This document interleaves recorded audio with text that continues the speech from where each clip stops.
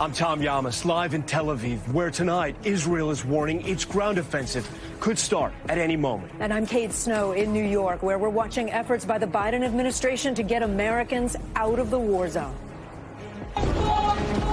Americans trapped in Gaza trying to get out through Egypt. The border there now scheduled to open in just hours. Inside Gaza, desperation as Israel ramps up its attacks. And residents warn they're running out of food and medicine. They are facing a real risk of starvation if that continuous blockade continues on. The U.S. sending a ship to evacuate Americans from Israel. Secretary of State Antony Blinken in the region trying to head off a broader war. No one should do anything that widens this conflict in any way. A U.S. Senate delegation on the ground here in Israel forced to take shelter when sirens went off. But Majority Leader Chuck Schumer told me he said directly to Israel's Prime Minister, I want you to tell Israel's leaders we have your back. And we're with the Americans heading to war, their emotional goodbyes with family as they travel to Israel to fight. This is an NBC News special report. Israel and Hamas at war. Reporting tonight from Tel Aviv, Tom Yamas, and from New York, Kate Snow. And good evening. It is 3 in the morning here in Israel, and a new phase of this war could start at any time. Israel's military saying it's prepared to fight on two fronts as clashes between the IDF and Hezbollah militants intensify on Israel's northern border with Lebanon. But in the south, Israeli troops still amassing along that border with Gaza as Israel vows a ground offensive to take out Hamas. In Gaza, hundreds of thousands of people heading south in an attempt to evacuate as a humanitarian situation there worsens. And late today, Palestinian officials confirming the Rafah crossing into Egypt, Gaza's only other land border besides Israel, will open in about 6 hours from now. Families have been waiting there for days trying to flee the violence. But tomorrow, it could be complete chaos with so many trying to escape. There's also a race tonight to get Americans out of both Israel and Gaza. An estimated 500 to 600 Palestinian Americans were in Gaza when this conflict began. And the U.S. says there are Americans among the hostages.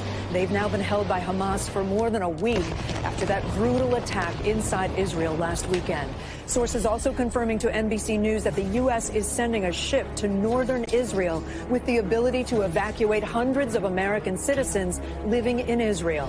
U.S. Secretary of State Antony Blinken traveling to neighboring Arab nations in an effort to prevent an even larger conflict.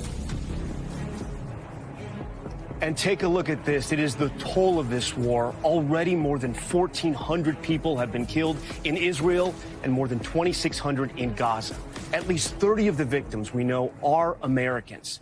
An unimaginable number of victims already with no end in sight.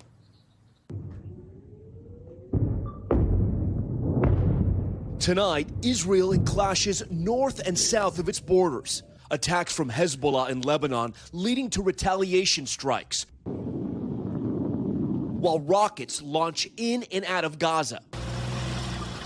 The Israeli military is amassing troops and equipment along the border for a ground invasion that everyone knows is coming, but few know when it will start. Inside Gaza, a dire humanitarian crisis is growing. Water, food, fuel, and medical supplies are running out. Civilians trying to get to safety in the south while the bombardment continues. As the U.S. works to get Americans out of Gaza into Egypt through the southern border near Rafah, it's still closed. But a Palestinian official says it will open tomorrow morning, and the State Department says up to 600 Americans remain in Gaza. So far, negotiations between Egypt, Israel, and aid organizations over the border have gone nowhere as families wait in agony. This as Secretary of State Antony Blinken continues his shuttle diplomacy with a visit to Egypt today, working on all these issues. We come to work together as well to ensure that this crisis, this conflict doesn't spread to other places. To help ensure that, a second U.S. aircraft carrier, the Eisenhower, will join the USS Gerald Ford already in the Eastern Mediterranean. And inside Israel, relentless threats from the air. We were rushed to a bomb shelter as air raid sirens went off. We experienced what life is like even here in Tel Aviv. About 20 of us, including all 6 senators, had to be herded into a shelter because there were missile attacks this afternoon. Thank God none of them hit. It also happened to the U.S. delegation here. Senators forced to take cover. Senate Majority Leader Chuck Schumer and Senator Mitt Romney in Tel Aviv, along with others, to meet with Israeli officials, as well as families of Americans taken hostage by Hamas terrorists. When you got off that plane, what was the first thing you wanted to tell Israel's leaders? I wanted to tell Israel's leaders, we have your back. Do you think there's hope to rescue American hostages? Oh, of course there is. That's why they were grabbed. Hamas wants to see if they can't get something. Hope is all this family has. They haven't heard from their loved ones, Keith and Adrian Siegel, since Saturday, when neighbors saw Hamas terrorists march them from their home. You met with the United States senators. What did you tell them? We all told them that we want our families back in Israel and now. Tomorrow we haven't got time. We need them to bring them back to their homes, back to their children, back to their grandchildren. Just some of the Americans who have loved ones that are now hostages being held by those Hamas terrorists. Tonight, we have reporters fanned out all across the region. And first, we want to take you now to the border between Israel and the Gaza Strip, where those Israeli forces are preparing for an all-out assault on Hamas. Ellison Barber joins us now live from that tense border. Ellison, you've been reporting there for several days now, and you're in an area tonight where there's been heavy military movement. And I understand you've seen some equipment moving in just the last couple of hours. Hey, Tom. Yeah, that's right. We've seen that happen a lot in the last few days since we've been here. In the last couple of hours, we have seen 2 small convoys, and you may be seeing some flashing over behind my shoulder. That is Gaza just behind us. In the last little bit of time, we've started to see the skyline back there light up with the pockets of orange 3 times in probably the last 10 minutes. But for the most part, things here have been eerily quiet. I spoke to you around this time last night and said the same thing. But what we have been seeing are movements of military equipment. We saw 2 small convoys tonight of flatbed trucks. That was a boom off in the distance in Gaza just now. But the flatbed trucks we saw, they were carrying armed personnel carriers into the direction of Gaza. One thing that was different tonight compared to when we saw military equipment the other day, they didn't stop at a military staging area that's nearby here. They kept going and appeared to be headed straight for the Gaza border. Tom? And Ellison, I know you've been talking to Israeli soldiers there where you are. They're essentially waiting for this invasion to begin. How are they feeling right now? What's the mood there? Yeah, some of them are frustrated when they specifically talk about how all of this started, the terror attacks that unfolded on Saturday. They talk about their pain and their frustration. We met one IDF commander at a gas station not far from here today, and he wanted to talk to us. He talked about how frustrated he was that it took so long for the security forces to respond to the initial terror attack, and the fact that it has taken so many days, seemingly, for any sort of real offensive to go into Gaza to try and get the 100+ people out from inside. Tommy looked at me and he said, I'm 32 years old. Me and many other men my age would walk into Gaza right now and say, take us, but let the women, let the children, let the elderly go. They are frustrated because you have over 100 people inside of Gaza still stuck, and so many of them, they really are very young, they are older, they are women, they are civilians who had nothing to do with any of the conflicts at play here. Tom? Ellison Barber speaking to the soldiers and the families that are there on the front lines. Ellison, we thank you for your report. It's been over 48 hours since the Israeli military gave a warning to 1.1 million civilians in Gaza to evacuate in preparation for a ground offensive. Joining us tonight is the international spokesman for the Israeli Defense Force, Jonathan Conricus. Jonathan, I know your country is at war, so I appreciate you taking the time to talk to me and our viewers tonight. There is news that the Rafah border in Egypt will be open for Palestinian foreign nationals, including Americans, to get out in just a few hours and for aid to come in. Can you tell us tonight, categorically, that there will be no bombing or shelling near this area as people are trying to cross and humanitarian assistance is trying to get in.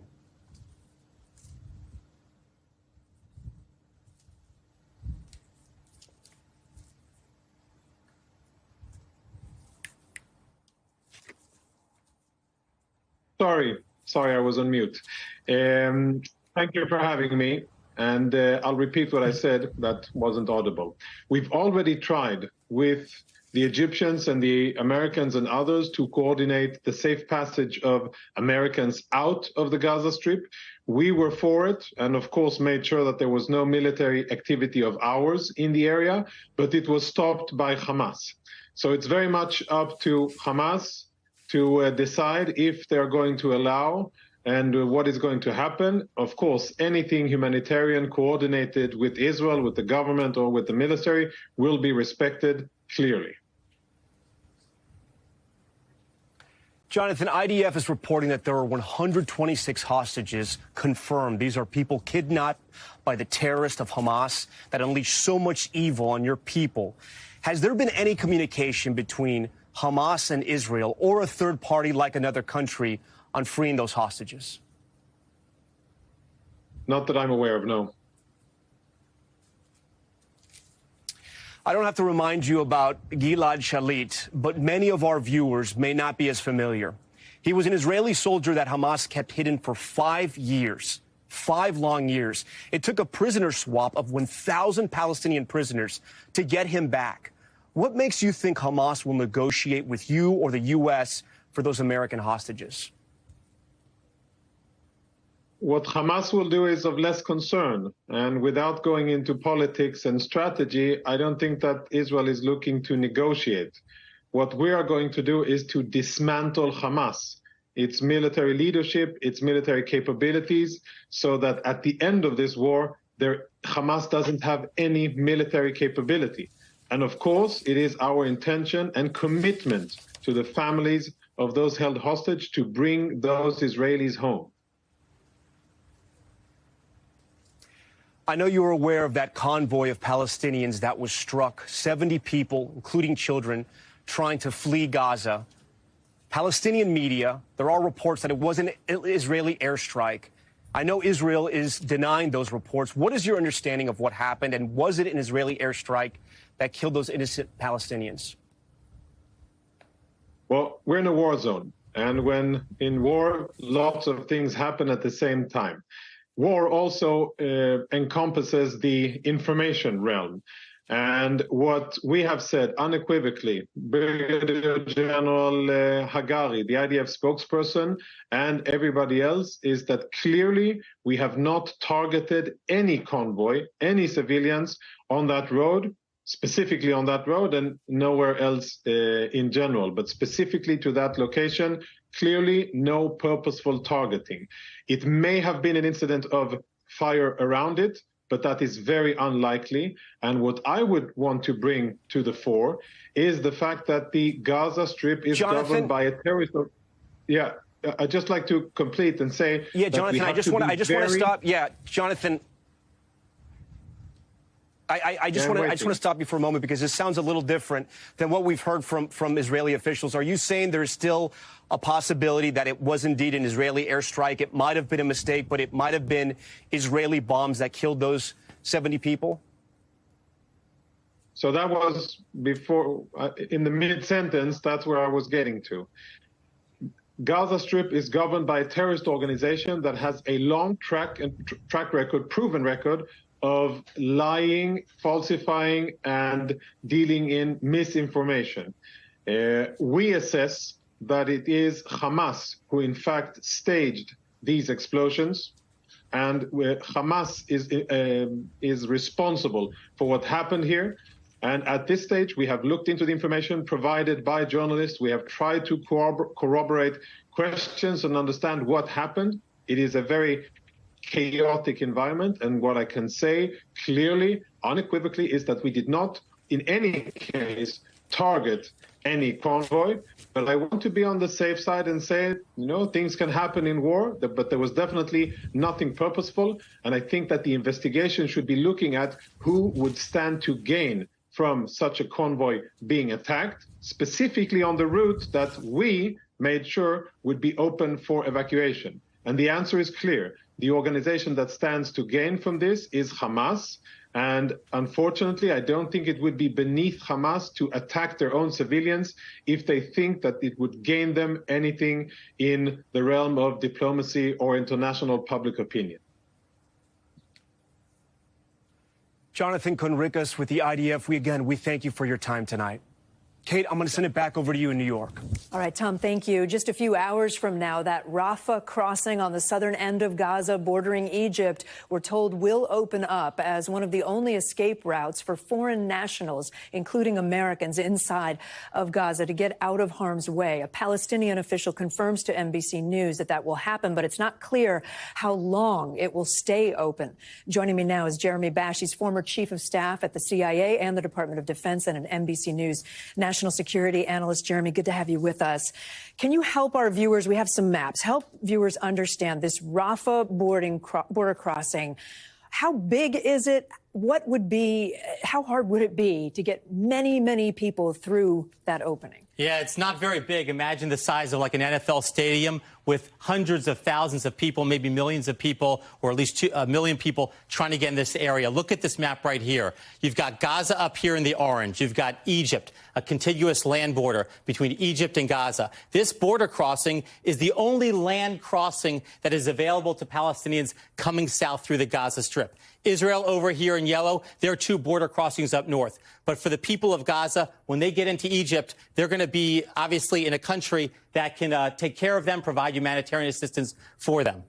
All right, let's talk about reporting in the New York Times tonight that says that the goal of Israel's military goal, is to capture Gaza City.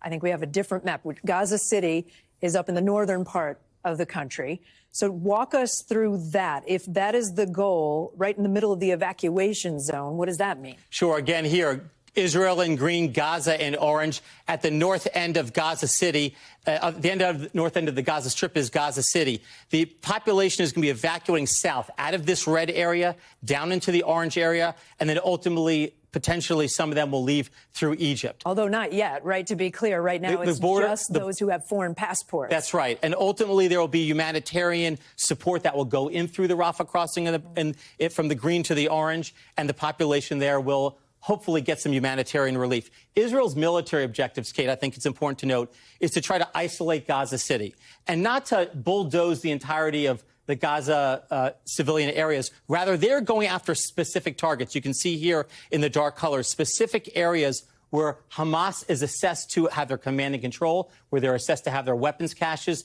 their rocket factories. And I think this is a very important point. Israel's military operation is not just to bulldoze a town. It's to go specifically intelligence-driven after specific points you see here on the map. Those black areas that you see on the map are where airstrikes from Israel have created damage or some sort of... And it's likely that those darker areas on the map here in black is where you will see ground operations, naval fires, long-range fires, drone strikes, and ground troops dismounted off of armored personnel carriers to go house to house to try to find hostages and track down Hamas terrorists. While I have you, I want to ask about Secretary Blinken. Secretary of State has been all over the region over the last several days. We have a map of where he's been. This is shuttle diplomacy, right? This is going to talk with lots of different players. What's the goal? The goal here is to ensure that Iran doesn't jump in, and he's gone to Egypt to talk about humanitarian assistance for the Gazans. He's talked to Qatar over here in the Persian Gulf to talk about how to negotiate with Hamas. They have a lot of influence with Hamas, potentially get the hostages out. He's gone to the United Arab Emirates and to Saudi Arabia and to Jordan, other Gulf and Arab allies and partners of the United States. They actually work cooperatively with Israel. They do not want to see a wider war. But I think, Kate, it's important to note that if Iran jumps into this through their proxy Hezbollah in the northern part of Israel, up there at the top of that yellow area. That operates in southern Lebanon. That's right, in southern Lebanon, at the top of that yellow part of Israel. If Hezbollah jumps in, that will essentially be a war between Israel and Iran. That's why we've got our carrier strike group in the eastern Mediterranean, right near Israel, in that waterway there. that's to deter Iran from jumping into this war. Thank you so much. Very helpful to see it and talk about it. Jeremy Bash, appreciate it. Still ahead tonight, the Americans stuck in Gaza. I'll talk with a dad and grandfather here in the U.S., hoping his daughter's family will get out. Plus, as we go to break tonight, we hear from some of the voices of this war on both sides. They're basically bombing everywhere. It's literally a humanitarian crisis. We're just trying to help those who have been called up to the front lines, who have been displaced from their homes.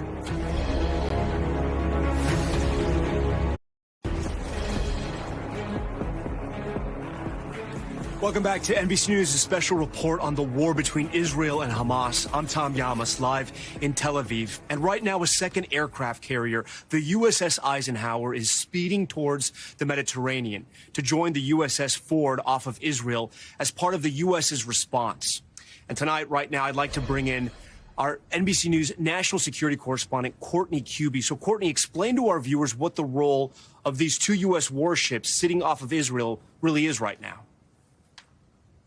So right now, it really comes down to one word, and that is deterrence. We just heard Jeremy Bash talking about this exactly. There is a real concern throughout the world, and especially here in the United States, that this war could spread into a regional conflict, that it could simply move outside the borders of Israel and Gaza. And that's the real message that the U.S. is sending with the aircraft carrier strike group, the USS Gerald R. Ford. It also has destroyers and a cruiser. And now the Eisenhower, as you mentioned, Tom, is speeding towards the Eastern Mediterranean with the associated ships with it. In addition to that, the U.S. also sent forward attack and fighter aircraft, reconnaissance aircraft. So this is all about ensuring that anyone who might be considering, any group or nation who might be considering going in and trying to help Hamas, the administration continues to tell us the one word that they have for them is don't, Tom.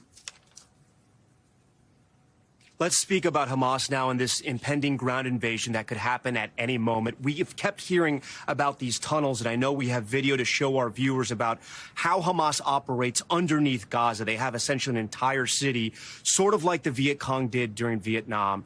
And we know that during that time, you know, people had to go in there essentially with a .45 and a flashlight and try to fight it out in the tunnels. How has time changed, and is that type of warfare essentially the same, except now in an urban environment?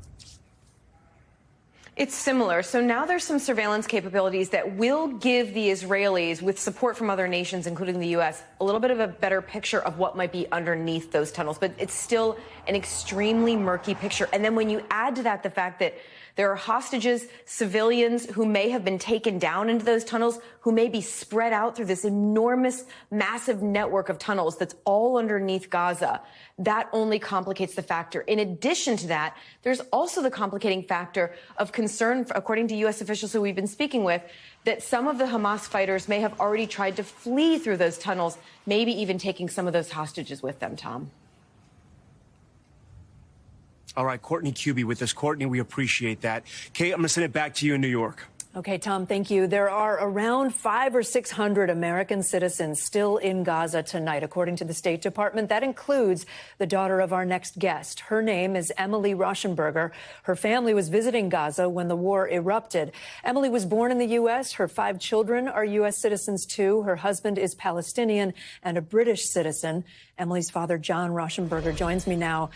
John, good to see you again. You and I first spoke on Thursday, and you were really worried. I know that it's been hard to reach Emily this weekend, but I understand, I know you were able to talk with her this morning. How are they all doing? They're doing quite well under the circumstances.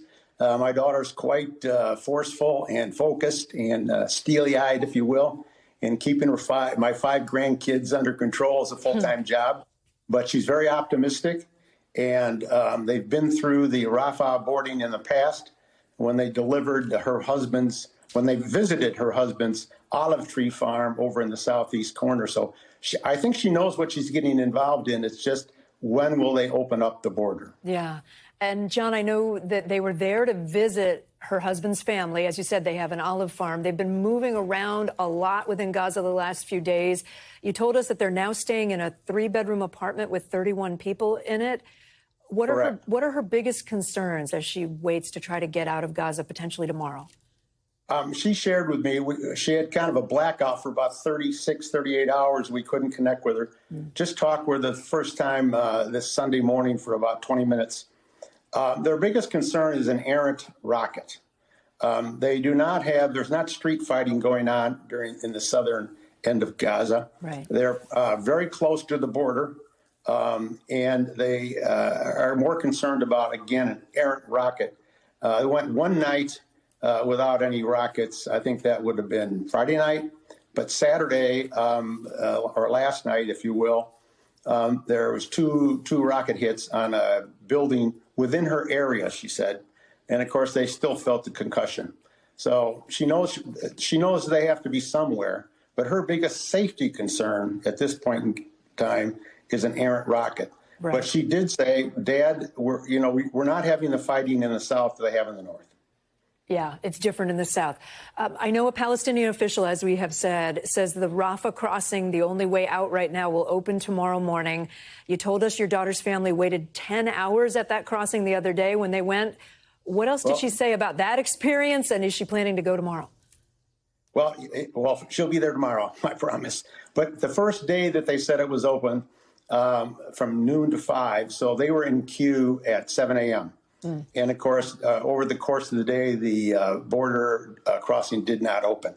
But she said it wasn't necessarily chaotic, but it was crowded. People were kind and generous to each other, and that fortunately there were a lot of kids, and there were Canadians, there were French, there were other UK foreign nationals connected with, and they talked with, and the kids got to play with, believe it or not. But it was, quite warm, to say the least, as it is in Gaza. But what she's worried about, if they don't get out soon, is the wave of refugees coming from the north could just overwhelm the area. Yeah. So we're getting word, and as I talked to you a little bit earlier today, we're getting word that they're going to open up tomorrow. Earlier, I think they said at 9, and that foreign nationals are going to be the first ones out, God bless. So as much as I want the Americans and my daughter and 5 grandkids and son-in-law out, we're happy to hear they're going to let the British and the Canadians and the French and the Germans, because so many people found themselves in Gaza through no fault of their own, humanitarian workers, visiting 3rd and 4th generation families. So we're keeping our fingers crossed and saying prayers, et cetera, et cetera. John, I know as a grandpa, you told me earlier that your daughter is telling you not to worry, but I'm guessing you're a little worried right now. Yeah, she said, Dad, it's not as bad as you think. Tell Mom to relax. Right, but that's hard. That's hard. Well, listen, we will keep you in our thoughts and hope that she and the family get out safely. John, thank you so much. Thank you very much. We're back in a moment with a look at the stunning arsenal Hamas left behind after its attack on Israel. But first, as we go to break, the voices of this war. Everyone I know has had people that they know identified as among the killed, taken hostage, or called up for reserve duty. Now all I'm thinking about is my family, how I'm gonna help them to go in a safe place.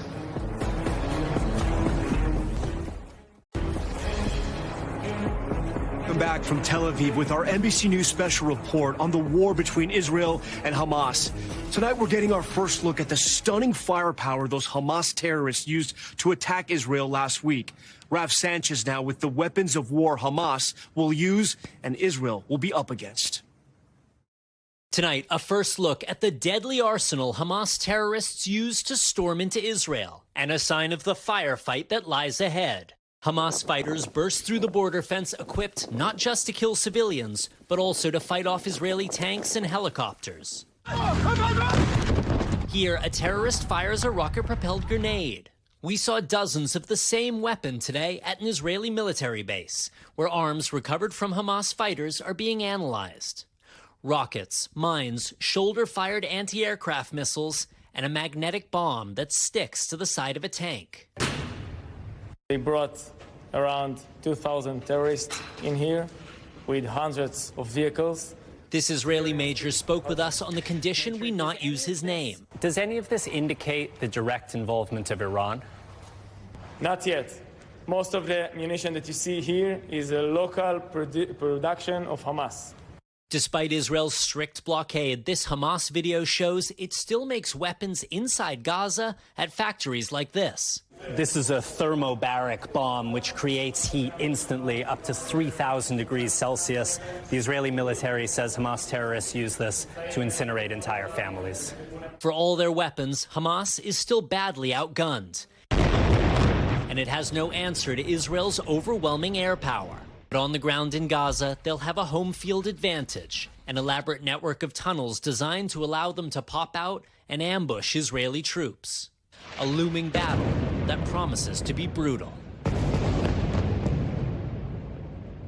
Now, Israel has specialized sensors to detect these Hamas tunnels underground, and it uses so-called bunker buster bombs to try to take them out from the air. But some of these tunnels are nearly 100 feet deep and very difficult to destroy. Tom? Raf Sanchez for us tonight. Raf, thank you. Coming up, the call of duty. The Americans heading off to help fight with Israel. Why so many are now going.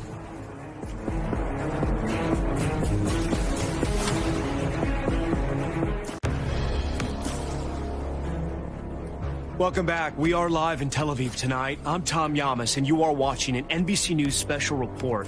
As so many scramble to leave this region amidst the growing violence, others are running towards the danger. They're Americans, bound by a commitment to community, country, and faith. Tonight, Megan Fitzgerald shares just a few of their stories.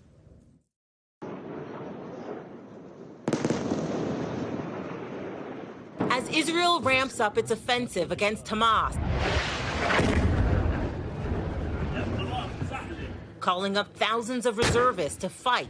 3, 2, 1. Scenes like this are playing out in airports across the U.S.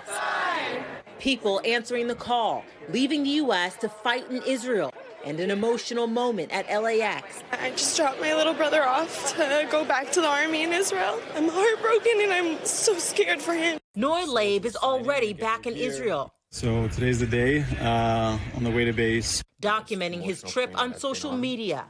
Made my way up north to say bye to my grandpa and my parents. Leaving his job and life in New York, he didn't even wait for the call. I actually booked my flight to Israel before I got called back because I knew what was going to happen. There's no way that I was going to sit at home. Andrew Silberman was visiting his family in Chicago last weekend. Then he heard what was happening in Israel and got a call that his close friend had been killed. We spoke to him earlier this week. And from there, the rest of the day became about me trying to get on a flight back to Tel Aviv. It didn't matter to Andrew that he had not been called up. He was determined to go. It was important to me to come back as soon as possible just to see what I could do. His plans to return to college in Israel now on hold. I think people are really using this as an opportunity to come together and help each other. Ruben Baryadin's son, Zev, leaving behind his 1-year-old son and pregnant wife in Texas. He called me to tell me I decided I'm going to Israel to rejoin my army unit. Zev quickly arriving in Israel and meeting up with his unit. It's really, he's doing his duty. And I am extremely proud of him. This sense of duty is at the heart of the Israeli army and its mandatory service. Technically, it's actually national service, not necessarily military service. The overwhelming majority do go into Israel's military. Most Israelis enter the military at 18 and serve for 2 to 3 years. Typically, after that, they are automatically put into the reserves, which can continue into their 40s and beyond, ready to answer the call. If an Israeli is living in America and she hears that her unit was called up, she might decide to drop everything and go and join. Naturally, if you're living overseas, you're not required to come back, but certainly the IDF appears very ready to take on everyone who's willing to come back. And then there are people like Josh Jacobson, out of the reserves and wanting to help. He left the U.S. to see if he could join up again and fight. It just felt like so weird to be in Boston when there's so much going on here. I just felt like, you know, it's kind of my duty as part of the collective nation of Israel to come back and just help. Israelis coming together, leaving their homes around the world to answer the call. Megan Fitzgerald, NBC News, London. And as the world waits for the Israeli-Hamas war to enter a new phase, a more deadlier phase, if you will, with Israeli defense forces preparing for an expected ground invasion of Gaza, eyes are also on the border with Lebanon. NBC News foreign correspondent Matt Bradley joins us now live from that region. Matt, there have been clashes between the IDF and Hezbollah on Israel's northern border. Walk our viewers through what happens if Hezbollah does enter this war. Yeah, well, Tom, what we saw today was anti-tank missiles, this is according to the IDF, fired from the Lebanese side where I'm standing now, over the border, which is just over that ridge over there, towards the Israelis. It killed, according to the IDF, one civilian. Now, this bookends a week of deadly fighting. It's been on a kind of a simmer all week long, but all it takes, as you mentioned, is for someone to take a more of a bigger step, and the whole thing could very easily boil over, because we've seen on this border intermittent fighting for much of the past week, for much of the past several decades. This is a tense border and one that's been disputed for a very, very long time. Hezbollah is the dominant force here in southern Lebanon, and like Hamas, they are backed by Iran. They're a militant and political group, and they have the capability to muscle up and put up a big resistance against Israel and attack them on the offense, which they've done in the past. And they can do that for days, weeks, months at a time. And that's why this makes this situation so incredibly volatile. Tom? It could be the second front in this war. All right, Matt Bradley for us. Matt, we appreciate that. Stay with us. Coming up right after this break, the powerful conversations with families on both sides of the Israel-Gaza border.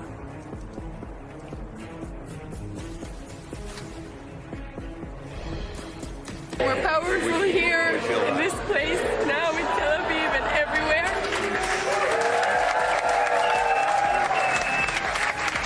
There is no electricity, there is no connection. Like, Israelis are literally bombing everywhere.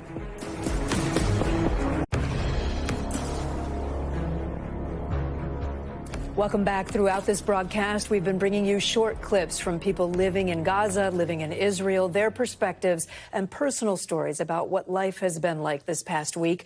Everyone from moms and dads to doctors, even kids, feeling the impact of this war.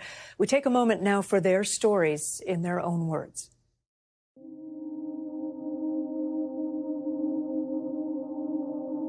An American who moved to Israel with her husband. There are not words to explain how it feels to open your social media and see your loved ones or your loved ones' friends, family, etc., being slaughtered, burned, raped, taken hostage into Gaza by the Hamas terrorists. I'm praying for a swift end to this conflict.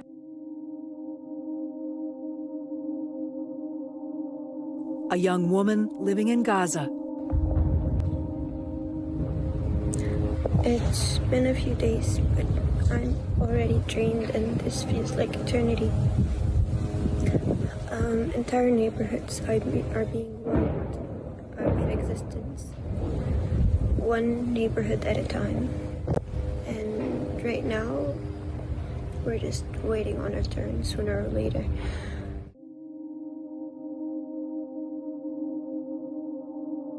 A mother and her children in Tel Aviv under constant fear of attack.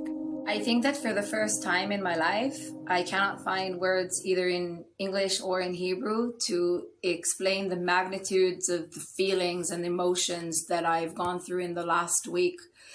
I think that the hardest thing as a parent is to know exactly the extent of the atrocities that have happened, but to try to keep your kids out of this.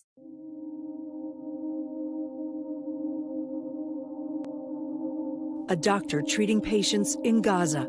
I'm trying to deal with patients. We have maybe 10 times the capacity of the hospital, overloaded with patients. 10 times the beds. The people, patients are in the corridors, in the streets. They are evacuating them because there is no other beds. Any other casualties come to the hospital. I can't work in here.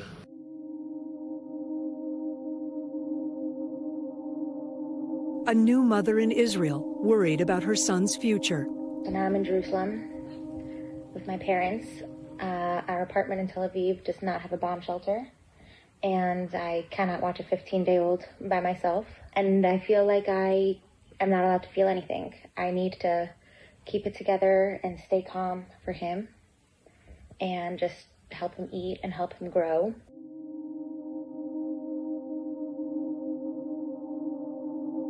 A student in Gaza trying to get her family to safety. I've witnessed so many aggressions on Gaza, but yet have I ever seen anything this aggressive. This time I'm doubting that I'll make it out alive. All my friends have either lost their house, a family member. This time there's no safe place around. Yesterday we have to evacuate the whole building. I have to leave my room, my house, and my memories to go to a place that is no safer than my house. So we had to return back home because if I'm gonna die in my house. So many civilians caught up in this war and fears that it's about to get worse for many. We're back with more of our NBC News special after this break. Tonight, President Biden speaking out what he said about humanitarian aid for Gaza and U.S. military involvement in this war.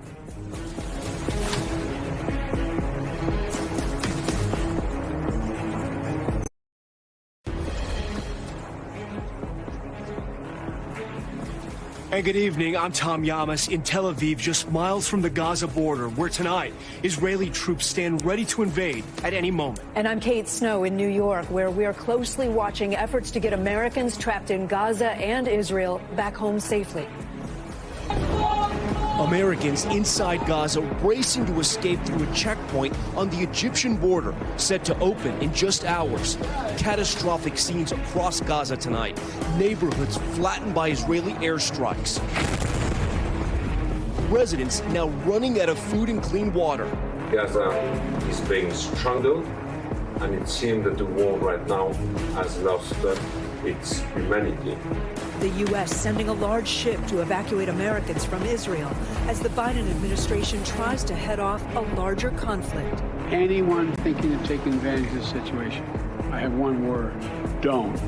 A U.S. Senate delegation on the ground here in Israel forced to take shelter when sirens went off. We pressed them tonight about those Americans still believed to be held hostage by Hamas. What is your understanding of how the U.S. can help in any way to free those American hostages? And the stark warning from the FBI tonight about the possibility of lone actors carrying out copycat attacks on American soil.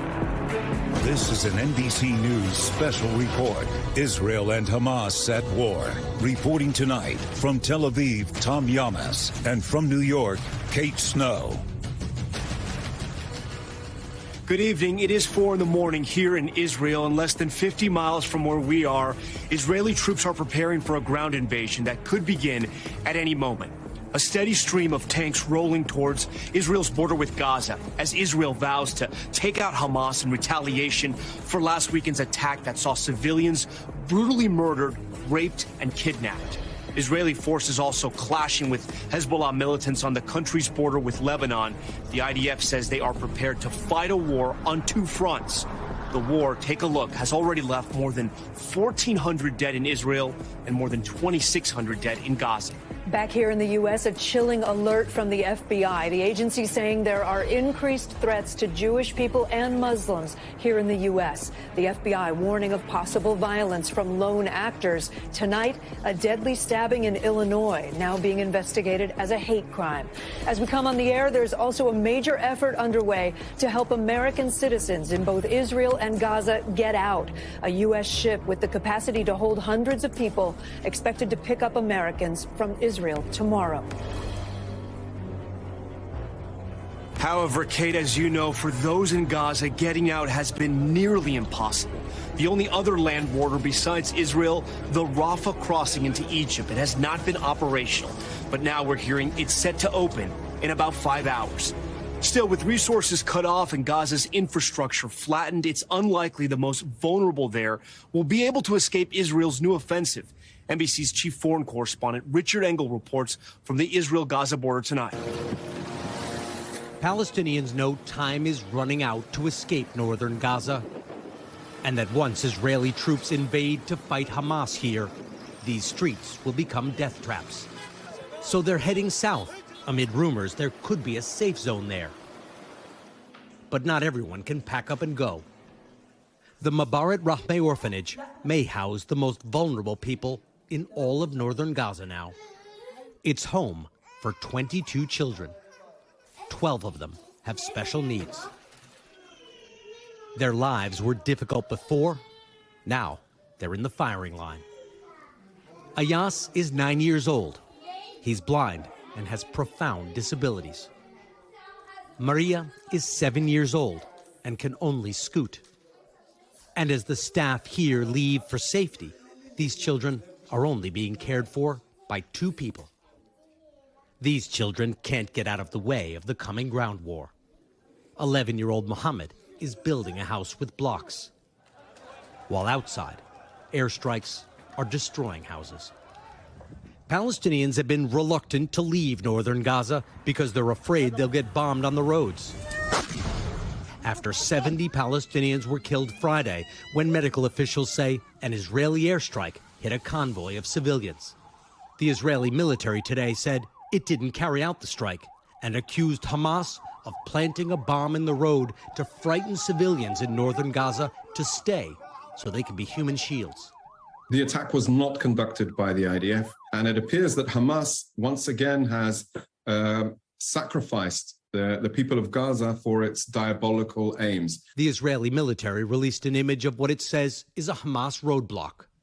Many in Gaza do not support Hamas, but people appear to be rallying around the group as Israeli airstrikes kill the militants and civilians around them. Today, Palestinian medical workers gathered 100 bodies. Written on the bags is the word unknown, unidentified victims about to be buried in mass graves. The horrors of war in the Middle East, with its terrorism and human tragedies, have come roaring back and may soon get far worse.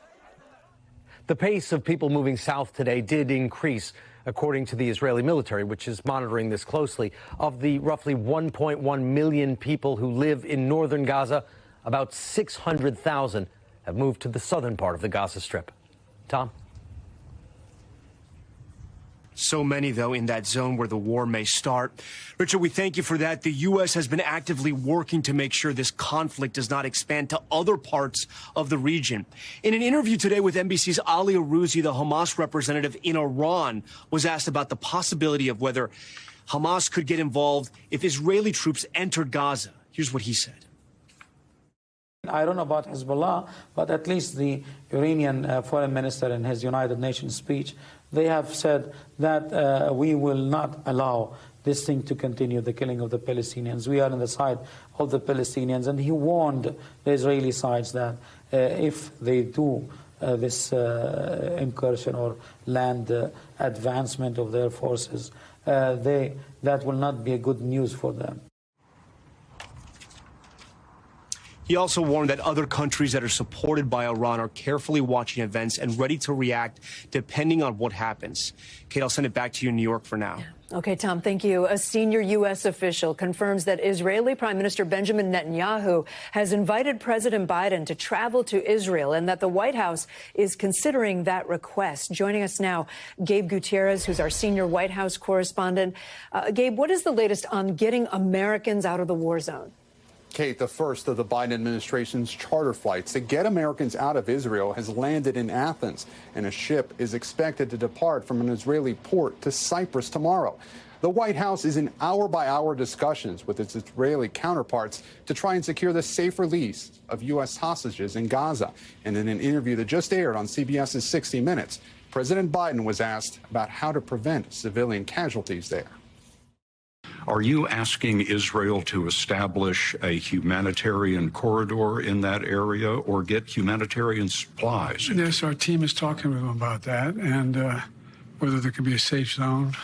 We're also talking with the Egyptians, whether there's an outlet to get these children and women out out of that area at this moment. But it's hard. You would like to see a humanitarian corridor that allows some of the 2 million Gazans out of the area. Yes. you would like to see humanitarian supplies brought into Gaza? Yes. So you do not agree with the Israeli total siege of the Gaza Strip? I'm confident that Israel is going to act under the rules of war. The president said any Israeli occupation of Gaza would be a big mistake. He also reiterated that so far there is no clear evidence that Iran was directly behind the Hamas attack, though his administration has called Iran broadly complicit for funding Hamas for years. The U.S. has now sent 2 carrier strike groups to the region to act as a deterrent against Iran, Hezbollah, and other enemies of Israel. But right now, the president is downplaying the possibility of any American boots on the ground. Can you foresee U.S. troops in combat in this new Middle East war? I don't think that's necessary.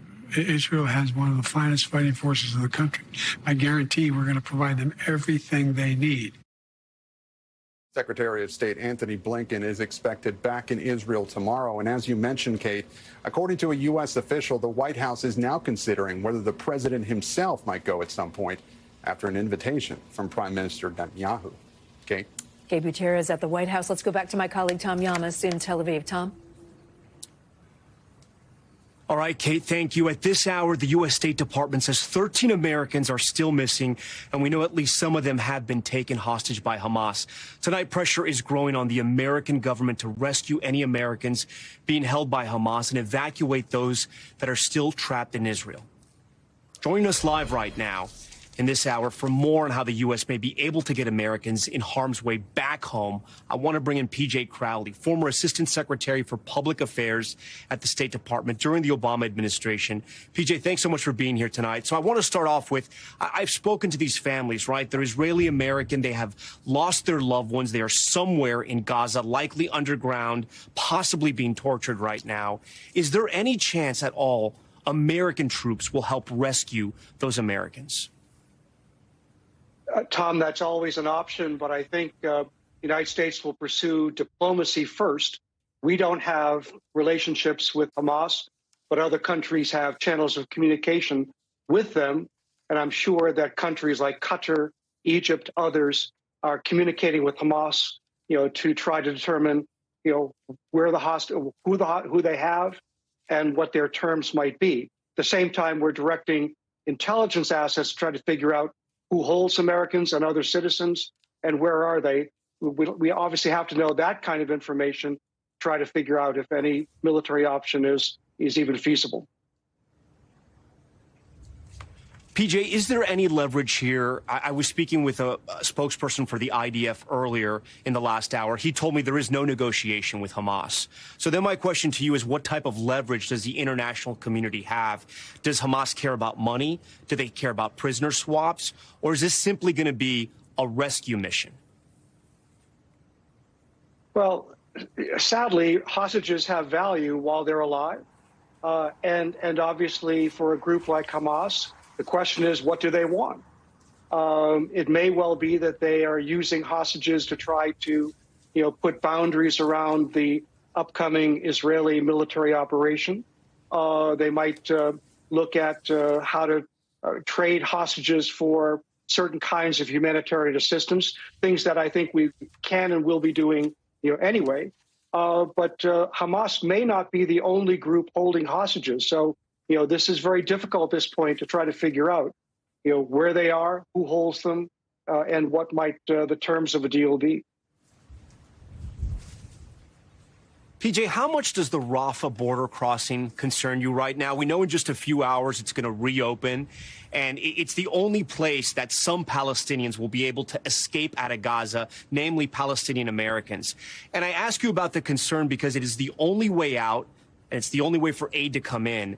And I remember when the Ukraine war broke out, I was on the Polish border, and I'll never forget what I saw there. Men, women, and children trying to push their way through the border gates to get to safety. And this was days after the war. And there were various border crossings in Ukraine. Here, there's only one right now. What do you think is going to happen in a few hours there? Oh, well, I think in the short term, there's going to be chaos.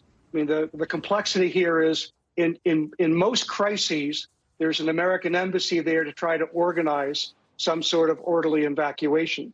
We don't have any boots on the ground on the Gaza side of the fence. Obviously, Secretary Blinken has been in the region. He had a good conversation with the Egyptians today. He'll have a conversation with the Israelis tomorrow. You know, they're trying to establish this humanitarian corridor, which can be a mechanism to get aid into Gaza and people out of Gaza. But it's going to take some time for that to operate the way that you want it to. So I do think we'll have assets on the Egyptian side that can be helpful here. The dilemma is people have to get from where they are in Gaza to that Rafah crossing to be able to be in a position to be rescued. We'll know soon. All right, PJ Crowley first. PJ, we appreciate all your analysis. Efforts to get Americans out of danger in the region and supporting Israel are priorities for the Biden administration and for high-ranking senators on both sides of the aisle. So I want to continue my conversation from Tel Aviv today with Senators Chuck Schumer and Mitt Romney about Israel's battle against Hamas. Senator Schumer, when you got off that plane, what was the first thing you wanted to tell Israel's leaders? I wanted to tell Israel's leaders, we have your back. During these awful times, with one of the worst terrorist incidents that we have ever seen, we wanted the Israeli people to know that America stands with them. We understand their pain. We understand their need to make sure they eliminate the threat from Hamas once and for all, so that you can make sure that Hamas never can rear its ugly head again, and that the hostages are freed. What is your understanding of how the U.S. can help in any way to free those American hostages? We're working very, very hard through many different channels. Wouldn't be appropriate to go into them here, to put pressure on Hamas to release the hostages. You've seen the photos of the terrorist attack that happened here a week ago. What did you think? I can't get, my stomach is wrenched to see the viciousness, the brutality of Hamas was just devastating. And one other thing, we experienced what life is like even here in Tel Aviv. About 20 of us, including all 6 senators, had to be herded into a shelter because there were missile attacks this afternoon. Thank God none of them hit. Have you seen the images out of Gaza? And what was your message to Israel on somehow defending itself, eliminating Hamas, but trying to save as many lives as they can, civilian lives? The message is, it's a difficult task, but we will give you whatever you need to achieve it. We met with the defense minister, and they have a long list of things they need. And as leader of the Senate, I am going to move a package on the Senate floor ASAP to get Israel what it needs, and we will have broad bipartisan support. You arrive in country, and you immediately have to go to a shelter? We had a meeting in this hotel, and the alarms went off and said, take shelter. And so we all rushed into a room which is secure and took shelter. What have your thoughts been? You saw the images of what happened in Israel, the attack more than a week ago. What did you think when you saw that? And we're talking about babies being kidnapped. It's a level of depravity you haven't seen from humanity since the Middle Ages. It's the nature of what's happening with this group Hamas and terror groups like them. What was your message to the Israeli leaders? What did you want to tell them? Well, we want to tell them that we're with them. Did the American delegation express the concern about civilian lives in Gaza, and were the Israelis receptive to that? Yeah, the Israelis actually came at us pretty aggressively and said, we do not do revenge, but it's really Hamas that's killing both Jews and Palestinians, because Hamas is using their civilians as human shields and preventing them from going to safe places. So Hamas is really a perpetrator of horror on both sides. You're going to meet with the families of these people who have lost family members, who family members are hostages. You're a man of faith. This is a different faith. What are you going to tell them? We're going to do everything we can to help return their loved one, if that's humanly possible. Do you think there's hope to rescue American hostages? Oh, of course there is. That's why they were grabbed. Hamas wants to see if they can't get something. Hopefully they still have the capacity to free those people, and I understand that people in Qatar are doing their very best to facilitate that process. My conversations with Senators Mitt Romney and Chuck Schumer from earlier today. When we come back, where will the Palestinians go with orders to leave Gaza? Finding an escape route is nearly impossible. We'll take a closer look, plus the voices of war from both sides. I'm sorry for the people in Gaza, but it's important to understand that they're being terrorized by Hamas. It's nothing new to us. It's actually very old, from year to year and bump from here to here. There's a hard life.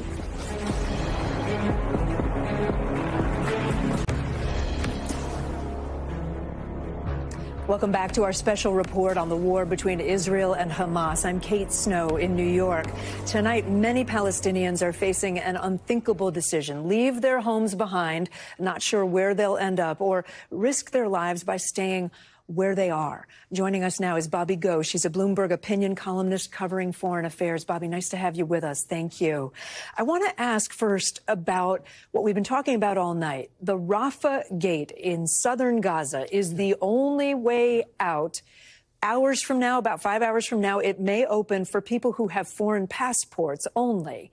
What is that going to look like? How do people even get there? Well, if you remember the exodus from Afghanistan last year, when thousands and thousands of Afghans were trying to get out of one airport. We all remember the scenes of pandemonium. I fear something similar will happen. We're saying that only people with foreign passports can come through there. But how do you keep others away from approaching that same gate? Yeah. How do you keep women and children who are desperate to get out? How do you keep them? You can't fire on people. How do you do crowd control in the middle of a panic like that? And if you look at the whole of Gaza Strip, they're telling people from the north all to come down to that one spot, Rafah. And not just that, they're asking people to run through a gauntlet here. It's not just that there are two roads, but it's a war zone.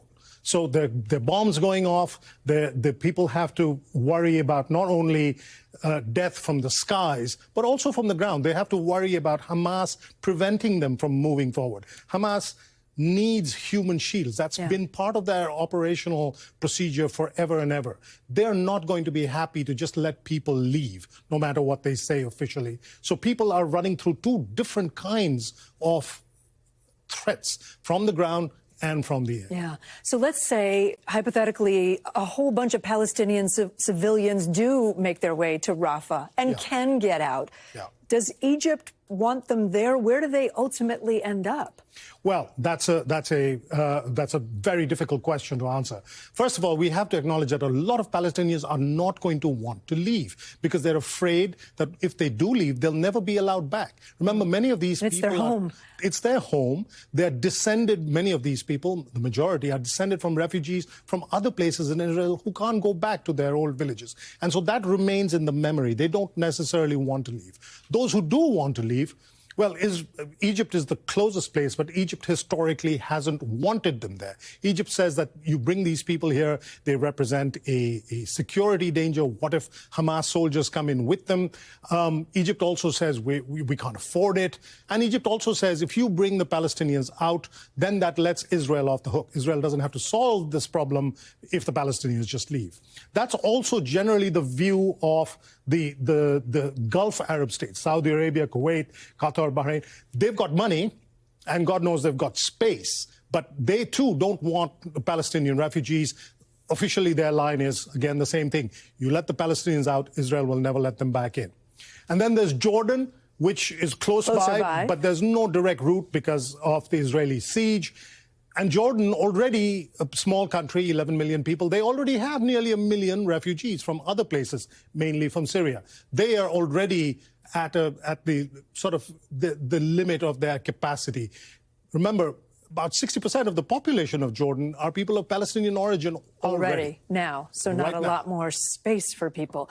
What about if they were to get out and get to Egypt, could they fly somewhere else? What about the U.S. taking in Palestinians or the European Union? Well, as we say, the European Union and to some degree the U.S. has expressed sympathy for these people. The question is, do we put our money where our mouth is? And do we allow them into our homes, into our homelands, the way Europeans did, say, with the Ukrainians? There does not seem to be any appetite for that. There is sort of, again, the official excuses are, well, we've got too many refugees right now.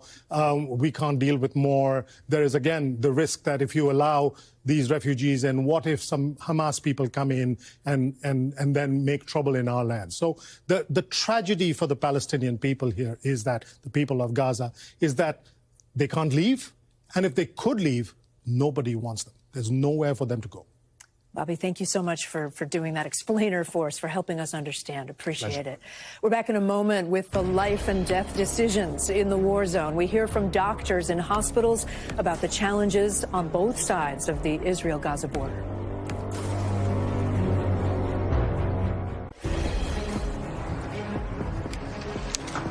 And welcome back to NBC News' special report on the war between Israel and Hamas.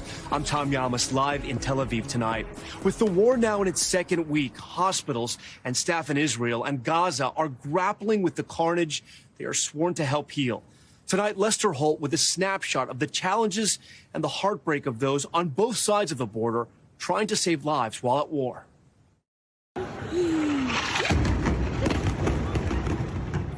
Dr. Sarah Al-Saka, a surgeon at Gaza's largest medical facility, has been updating the world since Israel's response to Hamas's deadly terror attack began. Using social media to show the bombs exploding nearby and the hallways overflowing with refugees. I've seen a lot of escalations, but this enormous amount of injuries, no, I haven't ever experienced something like that before. Full with medical equipment. Neither has orthopedic surgeon Omri Lebovsky. So you've evacuated rooms on this side? So we evacuated the rooms in this side. Who barely 7 miles away at a hospital on the Israeli side shows me now empty hospital floors after 2 Hamas rocket strikes. And although it's a very strong building, the windows would not stand a rocket. A once busy pediatric department, the cribs, the beds, empty now. All the children moved downstairs because the risk of being hit by another missile is simply too high. There is no empty space where Dr. Al-Saka works. Every inch of Al-Shifa Hospital, she says, now a trauma center. The wounded laid out on the floor. Children bearing the brunt of an escalating war. As the casualties of a relentless bombing campaign keep pouring in, it all makes for a surreal split screen. Doctors on both sides, lives in their hands, but the future not. We were instructed to evacuate the hospital, to evacuate all our patients, because we have to be prepared for another wave of victims. Most of the hospital's patients now in floors underground for safety. The missiles come from this direction. Yeah, you can see the same. The missiles will come from this direction. So if there will be alarm now, we have to run because missiles can hit these windows as happened in the other department. The scene at this hospital in Israel, a far cry from the one at Al-Shifa in Gaza. 2 hospitals, 1 war, bound by the same duty. We're looking out. Gaza is in that direction. Mm-hmm. There are doctors just like you who are trying to save patients just like yours. How do you feel about your colleagues? I embrace them. You know, we're physicians. We want to save life. We want to make everyone better. That's Lester Holt reporting tonight, and we will be right back with the new FBI warning about terror threats in the U.S. as we listen in to the voices from the front lines. No one can leave Gaza. No one can enter Gaza. There is no crossing borders, nothing left for anyone to do. It's a huge, big cage. We want peace, but they're not giving us peace. So we will do whatever it takes.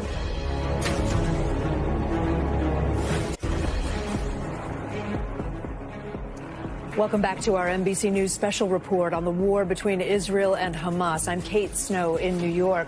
The head of the FBI has a new warning tonight about an increase in threats across the U.S.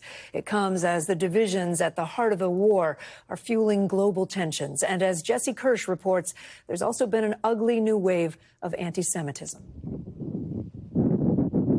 Far from the front lines in the Middle East, tonight, American authorities are on alert. There's no question we're seeing an increase in reported threats, and we've got to be on the lookout, especially for lone actors who may take inspiration from recent events to commit violence of their own.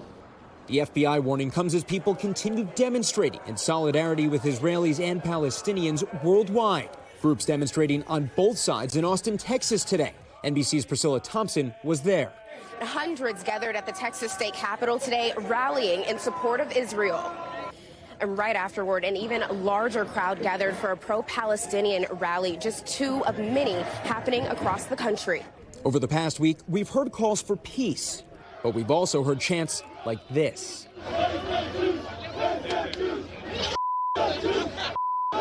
Outside Australia's famed Sydney Opera House, in a pro-Palestinian crowd Monday, some called for genocidal tactics the Nazis used as they murdered 6 million Jews.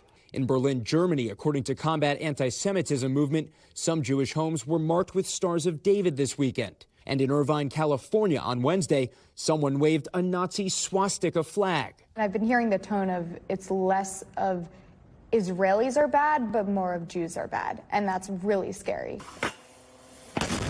Hamas's terrorism marked the deadliest attack on Jews since the Holocaust. And in the week since, the Anti-Defamation League says preliminarily reports of anti-Semitic incidents in the U.S. have spiked almost 300% year over year. We know that Jewish individuals and institutions regularly are targeted and victimized by people who collectively blame the Jews, if you will, for what's happening in the Middle East. Among the ADL's concerns, some demonstrators denouncing Zionism, defined by the ADL as the movement for the self-determination and statehood for the Jewish people in their ancestral homeland. Anti-Zionism is actually a prelude to genocide. It's conditioning people to see Jews as objects, to see Jews as subhuman. We are in support of our Jewish brothers and sisters, but we cannot accept a state like the state of Israel that imposes a religious and ethnic apartheid. Some rhetoric has explicitly justified Hamas's terrorism. I think anti-Semitism, just like racism, is there. What we have done in this country is allowed voices that used to be quiet to speak. This was his password. Stephen Wertheim knows what happens when hate speech gets louder. He says both his parents were Jews who escaped Nazi Germany. We have to stand up and we have to say, this isn't a place for hate.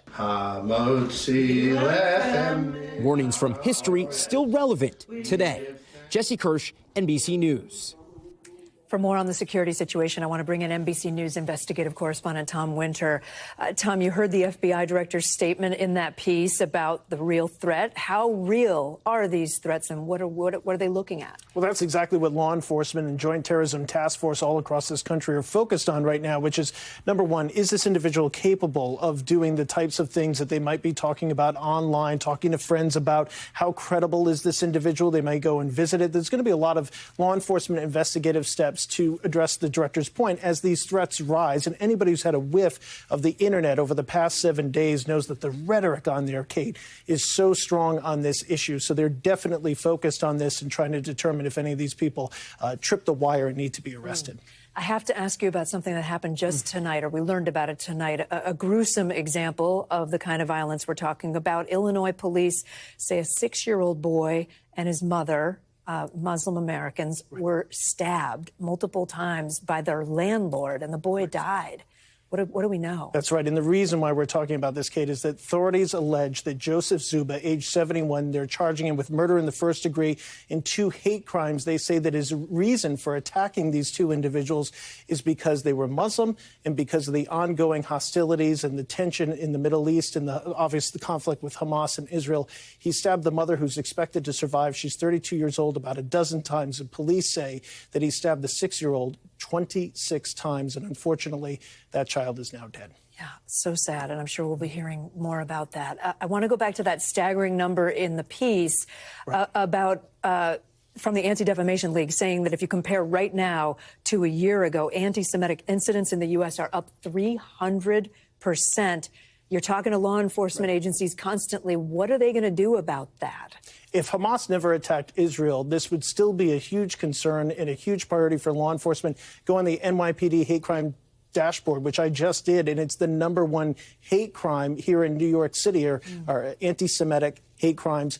talking about everything from painting swastikas on sidewalks or on buildings or in subway stops to felony assaults and very serious crimes. Of course, we had a deadly attack at a Pittsburgh area synagogue not too long ago. So when you look at this and you look at the past couple of years, even through COVID, where we saw some changes in crimes, this is one trend that definitely held up. And the Jewish community is certainly being threatened, and actual crimes are being committed against it just for the sheer fact of their faith. And so that's something that definitely has law enforcement's attention. And unfortunately, you're seeing it on both sides now, this hate against people that are not like you. Tom Winter, thank you so much for being here. Sure. Appreciate it. When we come back, Americans finally home from Israel tonight, what it took to get them back to the U.S.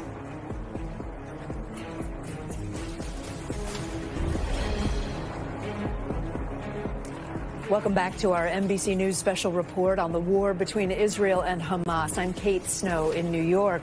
In just the last few hours, a flight landed at an airport in Tampa, Florida, with hundreds of U.S. nationals on board who evacuated Israel. Let's get now to NBC News correspondent Marissa Parra. She's in Miami. Marissa, what do we know about this flight that landed in Tampa and who was on it? Yeah, so we've just learned new details actually from our crew on the ground here. We are at Miami International. We know that this plane landed in Tampa just about 2 hours ago. And we want to take you to video that our crew spotted of 270 Americans landing. Again, just 2 hours ago. There's that plane making its way across the tarmac there. We understand among those 270 passengers, the majority of them Floridians, by the way, there were 91 children, including some babies, even some dogs.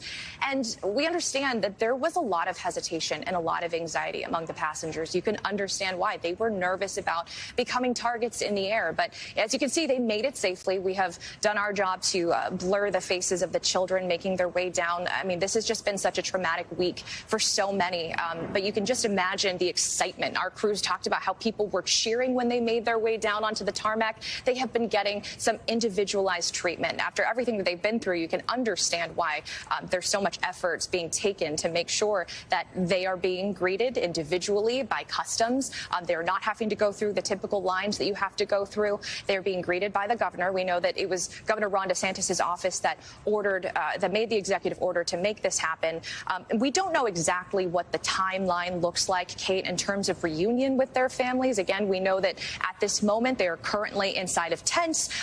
And we do know, I can tell you, there's probably some very eager family members eager to reunite with them, Kate. Yeah, I'm imagining a lot of hugs on that tarmac. When we come back, thank you, Marissa. Reflections on war. Our colleague who covered the Middle East for NBC News for decades reflects on this conflict and why it's so different from all the others.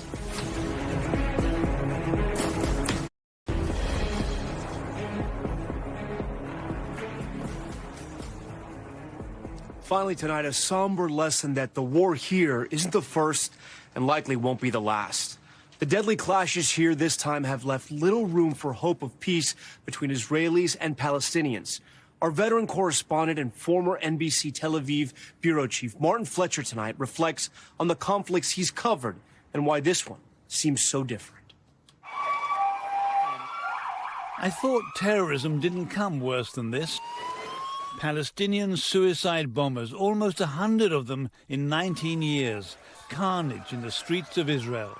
838 Israelis killed by those suicide bombs, many more wounded. I saw most of them, shocking random murder. And then this. In one day, more Israelis killed than in all those bombs put together. The worst day in Israel's history.